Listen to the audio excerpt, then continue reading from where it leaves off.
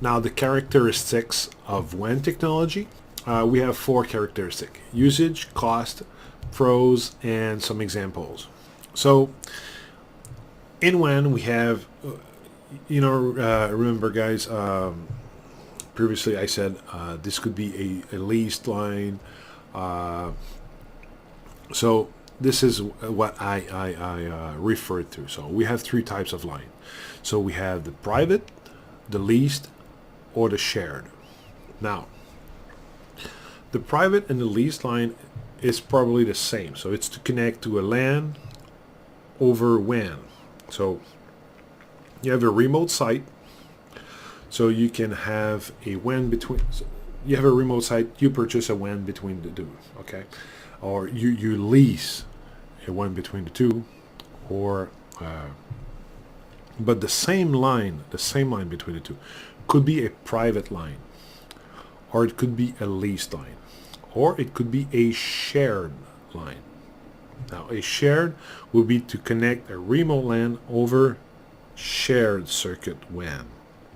When we say private or leased, the difference is private, so you purchase it. So you purchase a WAN technology to connect two remote sites together. So you buy, you own, and you maintain.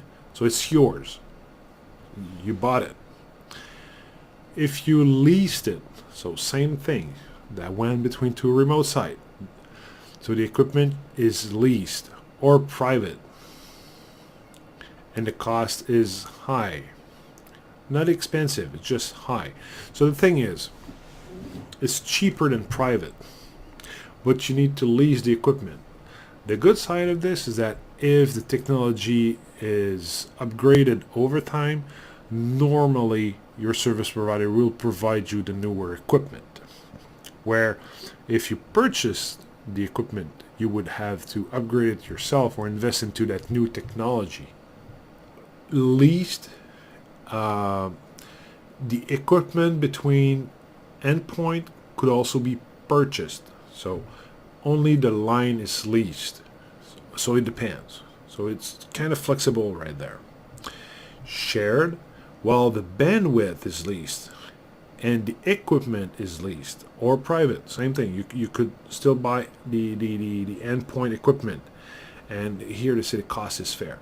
So what it means is that the technology between two endpoints is shared. So it's one circuit, but many people or companies ride over the same circuit. And what you do is you purchase a bandwidth of that. So if it was a 1 gigabit line, you could purchase 500 megabits. So they would charge you, if they're fair, they would charge you about half of what it would cost for a leased, probably a bit higher than half. Then the remaining 500 could be available to 500 other companies that would be using 1 megabit each, or two other company using 250 each. So in the end, we are sharing the same segment.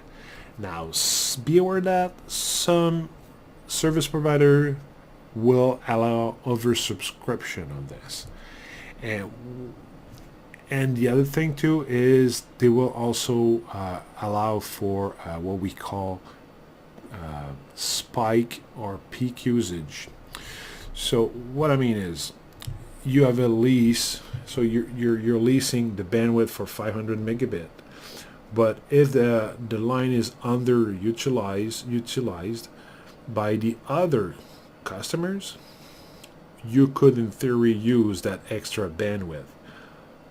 But using QS, as soon as the other companies are using their share, then you would fall within your bandwidth.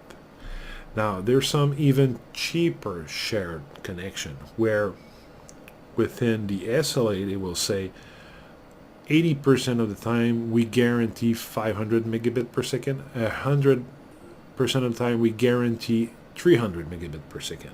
So during that time, because it is oversubscribed, if people are actually overutilizing the circuit, you might end up just having 300 megabit per second.